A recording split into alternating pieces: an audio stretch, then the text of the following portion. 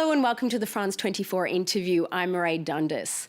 A haunting portrait of crisis in the Amazon rainforest. That's just one of the descriptions of a striking series of images taken by Italian photojournalist Tommaso Protti during his 6-month journey across the Brazilian Amazon. Recipient of the 2019 Carmignac Photojournalism Award, it's a pleasure to have Tommaso Protti here with us in the studios. A warm welcome here. Thank you for inviting me. Tell us a little bit about the photos, the complex story that you're hoping to tell through these stories, because you've actually said in the past that it's not necessarily a simple narrative. Yes, I try to develop like a portrait of modern Amazon. So like my work combines documents like all the environmental crisis in the Amazon, but also the social, the humanitarian crisis taking place in the region.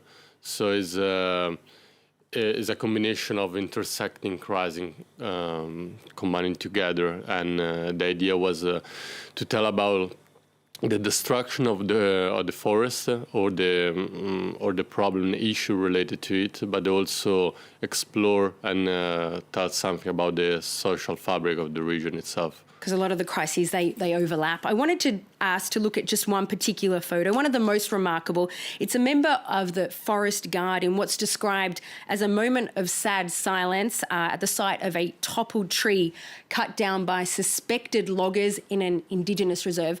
Can you tell us a little bit about how you came to take this photo?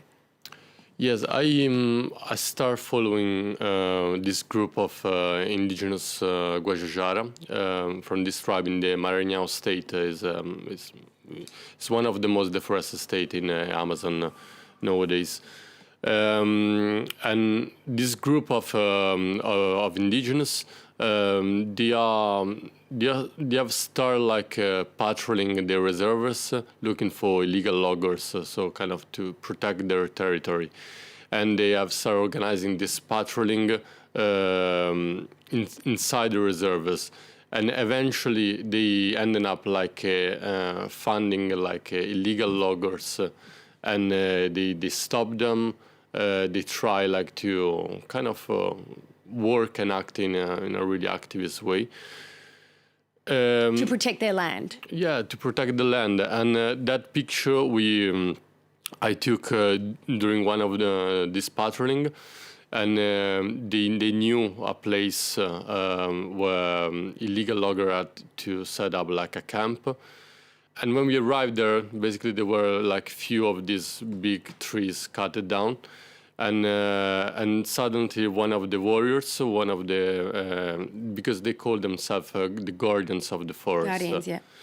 And he came close to the tree. That's this gentleman here. Yeah, this gentleman here. He came just close to the tree, and he remained in that position for a while. And I just record like the moment. So I put in the caption there was a moment of sad silence, kind of, because then he was a bit moved by that. And he explained me like this picture, of course, has a specific feeling, but also tells about how also it happens, a way of the deforestation happens nowadays, because they explain me that a lot of loggers, they're not just cutting down many trees together, but they just spot the big ones and then they move to another one. So the oldest ones, the ones that have taken, they're tens or hundreds of years old. But also because in this way they avoid to be catched by the satellite. Because when the area that they are cutting down is not big, it's difficult for the satellite to spot it. A tree like that on its own being cut down. Yeah. I understand.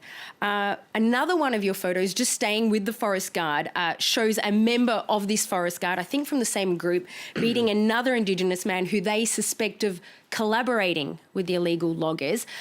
Is violence like this and other violence common in the Amazon? The Amazon is a really violent place. I would say like is a new kind of a Far West.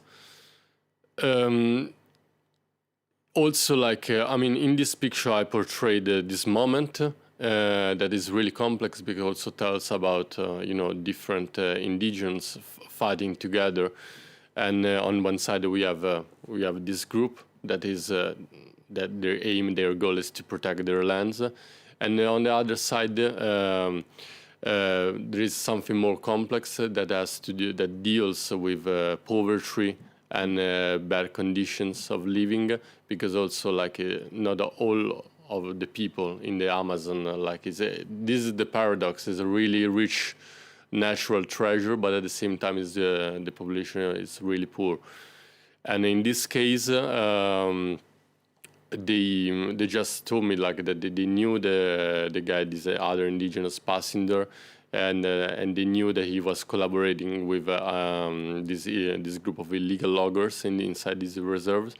And actually we were doing a patrolling, they were doing a patrolling, and when we passed by, when he passed by, he was with his motorbike, and they start screaming against the loggers, calling them with bad names. So that was in the moment when the brawl started in a certain way. What happened then, that they released him, and when we came out from the reserve the day after, we received some shootings.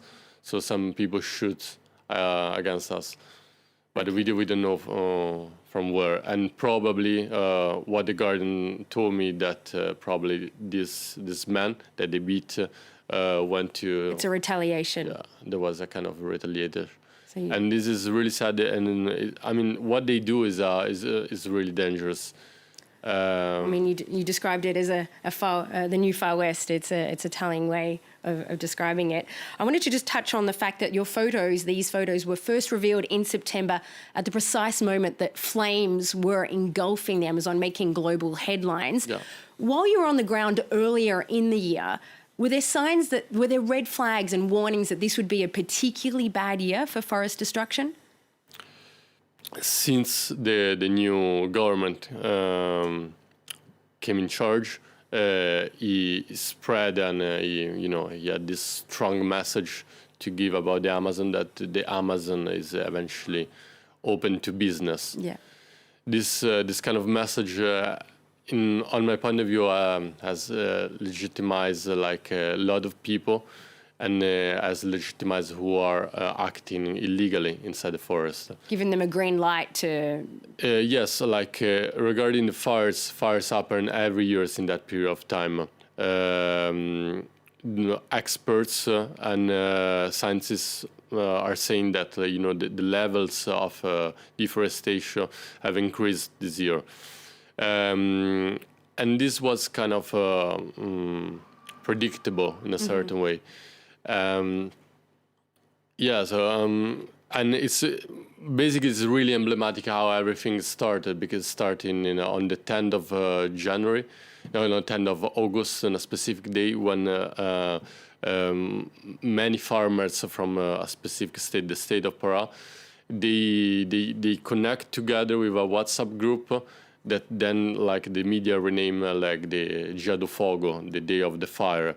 And they decide to put all together fire in that day, and from that day, all the fires so it was increased in the regions. An effort that it wasn't sporadic; it was an organised effort of fires. It was organised. But during an address to the United Nations in September, actually, President Bolsonaro said that the Amazon remains pristine and virtually untouched, and that claimed Brazil is one of the countries that protects its environment the most.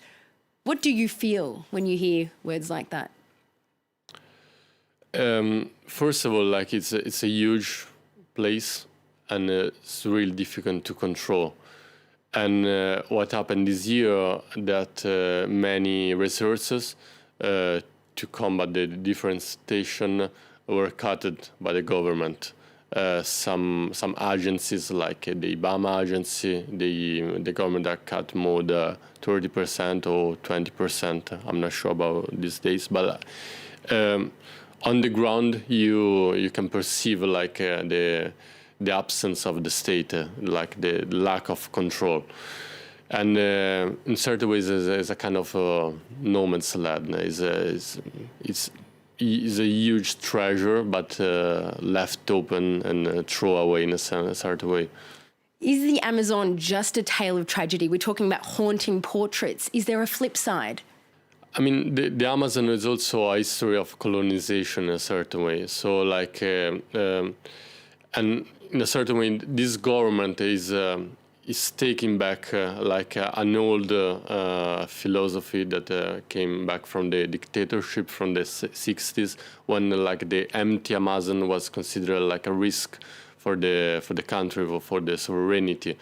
So they always, like, these governments, these regimes, dictatorships, they incentivated like millions of people to colonize it, and the result now is this complex social fabric that the Amazon has.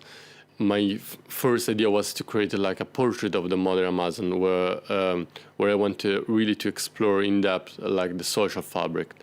And you can find like 1,000 of stories of really interesting people, stories of resistance, and I investigated also the religion, how the religion, the evangelical penetrations inside the most isolated part of the forest, or just like. I wanted to show also an Amazon, the daily life of the people, like a place like elsewhere where people like date each other's, hanging out, Tommaso Protti, I'd like to thank you for being with us. Your photos are being presented here in Paris at the Maison Européenne de la Photographie until mid-February. Thank you very much for joining us in the studio. Thank you. Congratulations again on the award. It's been a pleasure. Thank you very much. And thank you very much for being with us here on France 24. Do stay with us because we've got more news coming up.